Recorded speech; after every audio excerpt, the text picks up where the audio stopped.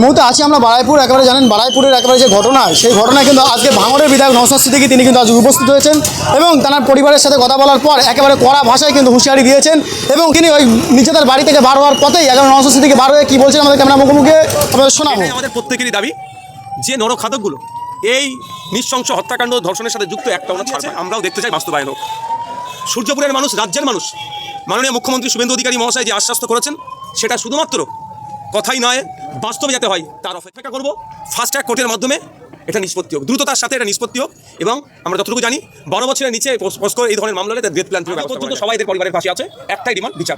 যখন এরা খুঁজতে বেরিয়েছিল, যখন একজনকে বহুত কষ্ট করে খুঁজে পায়, সেই সময় যখন ফাঁড়িতে নিয়ে আসে, ফাঁড়ির পক্ষ থেকে থানাতে বারবার যোগাযোগ করা হলেও পুলিশ মেন থানা তার আচরণটা সঠিক ছিল। পরিবারের যিনি পিতা মেন এবং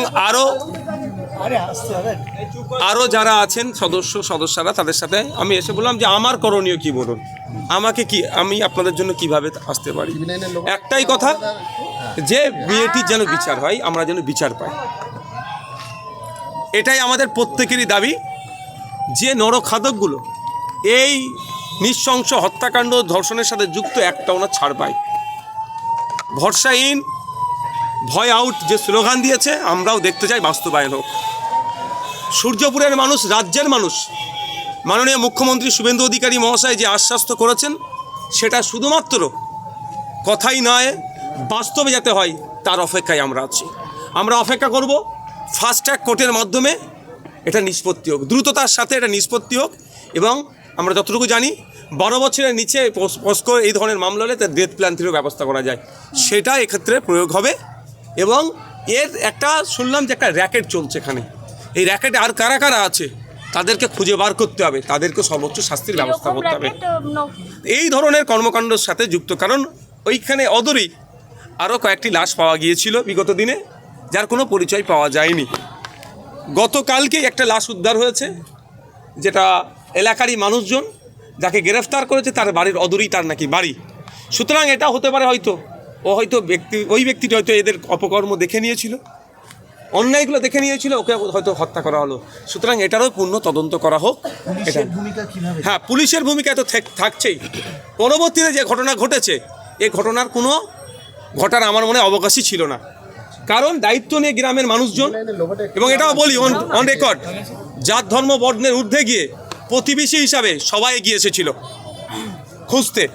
আজও পর্যন্ত সবাই এদের পরিবারের পাশে আছে। একটাই ডিমান্ড, বিচার। যখন এরা খুঁজতে বেরিয়েছিল, যখন একজনকে বহুত কষ্ট করে খুঁজে পায়, সেই সময় যখন ফাঁড়িতে নিয়ে আসে, ফাঁড়ির পক্ষ থেকে থানাতে বারবার যোগাযোগ করা হলেও পুলিশ মেন যে থানা তার আচরণটা সঠিক ছিল না। যে থাকলে হয়তো ওই যে থানা থেকে ছাড়িয়ে নিয়ে চলে গিয়েছে, তারপরেই তো এই ধরনের বাকি যে ইনসিডেন্টগুলো ঘটেছে, এই ঘটতো না। কিন্তু দুর্ভাগ্য, সেই তৃণমূলের আমলের মতোই পুলিশ মিসিং ডায়েরি করলে দেখছি জয়নগরে আমরা দেখেছিলাম আমাদের বাড়ির বাচ্চাটাকে যেভাবে খুন হতে হয়েছিল, আমাদের এই বাড়ির বাচ্চাটাকে একইভাবে খুন হলো। কিন্তু যারা খুন করলো এতটা অবধি যেত না, পুলিশের গাফলতি আছে। সুতরাং পুলিশের বিরুদ্ধেও ডিপার্টমেন্টাল প্রসিডিওর চালু করতে হবে। একটা কনফিউশন আছে, সেটা একটু ক্লিয়ার করলে ভালো হয়, কারণ বিভিন্ন পলিটিশিয়ানরা জানাচ্ছেন যে এই যে 3 জন গ্রেফতার হয়েছে তাদের একটা পলিটিক্যাল ব্যাকগ্রাউন্ড আছে। আপনারা কি এরকম কিছু খুঁজে পেয়েছেন? এরকম কোনো পলিটিক্যাল ব্যাকগ্রাউন্ড রয়েছে এদের? দেখুন, আমি কোন রাজনৈতিক দলের সাথে যুক্ত একবারের জন্য জিজ্ঞাসা করিনি, তাহলে পরিবারের লোকজনকে জিজ্ঞাসা করে বলতে হবে, এক নম্বর। দ্বিতীয় কথা, যে অভিযোগটা আসছে দিনের আলোর মতো স্পষ্ট, যে থানা থেকে যিনি ছাড়িয়ে নিয়ে গেছেন তার পলিটিক্যাল অ্যাফিলিয়েশন আছে, সে বিজেপির সাথে যুক্ত।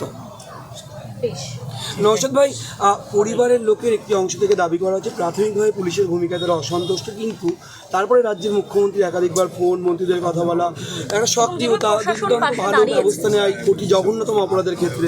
তারা বলছেন তারা সাময়িকভাবে সন্তুষ্ট, কারণ তার মুখ্যমন্ত্রী বহুবার খোঁজ নিয়েছেন এবং তিনি নিজে বিষয়টি দেখছেন এবং এই বিষয়ে পুলিশ পরবর্তীতে ভালো অ্যাক্টিভ পারফরমেন্স করেছে। আপনার কাছে কী খবর? দেখুন, আমি যখন কথা বলছিলাম, ইভেন ফাঁড়িতে অল্প সংখ্যক পুলিশ, সম্ভবত 2 না 3টে, তাদের আচরণও খুব ভালো ছিল, অর্থাৎ তারা সহযোগিতা করেছে, এটাও সহযোগিতা করে বলছে। এরা একটু অসত্য পথ অবলম্বন করেনি আর করবেও না। এদের একটাই মোটো হচ্ছে ওই নরখাদকগুলোর সর্বোচ্চ শাস্তি হোক, ওদেরকে ডেথ প্ল্যান্টি দেওয়া। খামাখায় অহেতুক কারণ আমি বদনাম করা সেটা নয়, কিন্তু ফাঁড়ি থেকে বারবার থানাতে কল করা হলেও যে এখানে পর্যাপ্ত মানে ফোর্স আনা হোক, কারণ এখানকার পরিবারের লোকজন বারবার ফাঁড়িতে জানিয়েছিল যে সকাল হতে চলেছে, তাহলে কিন্তু এটা একটা বড় রূপ নিতে পারে, আশঙ্কা করছিল। কিন্তু সেই মতো পুলিশ পাঠায়নি, এই দেখছি করে এটাকে কাটিয়ে দিয়েছে। সুতরাং এটাকে পুরো তদন্ত করা দরকার। এর সাথে যে পুলিশ কর্তারা বা পুলিশের যারা জড়িয়ে আছে গাফলতির সাথে, তাদেরকেও কিন্তু শাস্তির আওতায় আনতে হবে। তাহলে গোড়া থেকে এটা বিনষ্ট হবে রোগটা। আর যদি এটা গোড়া থেকে বিনষ্ট না হয়, এই ধরনের ঘটনা হয়তো আগামী দিনে ঘটবে। আপনারা বাড়ির সন্তান আছে, আমার বাড়িও সন্তান আছে, মহিলারাও আছে।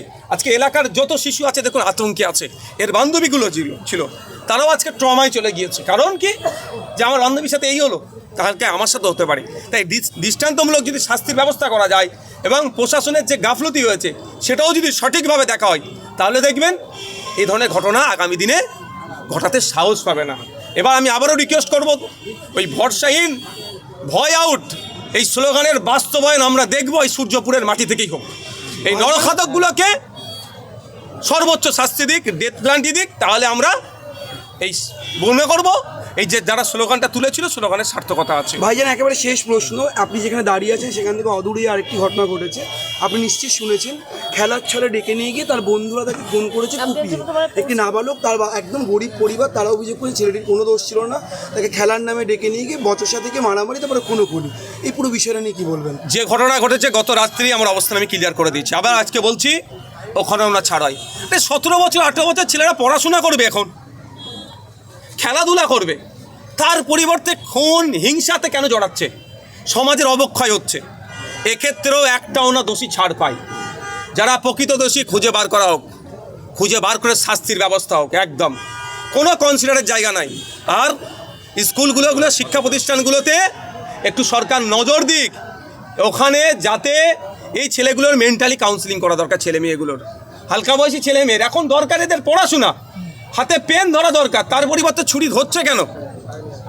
কোন জায়গায় যাচ্ছে সেটা আমাদের এটা ভাবতে হবে। আমরা গার্জেন, আমরা টিচার, আমাদের যে পশ্চিমবাংলা সরকার চলছে তার কাছে অনুরোধ করব মেন্টালি কাউন্সিলিং করার জন্য স্পেশালভাবে ব্যবস্থা করা হোক।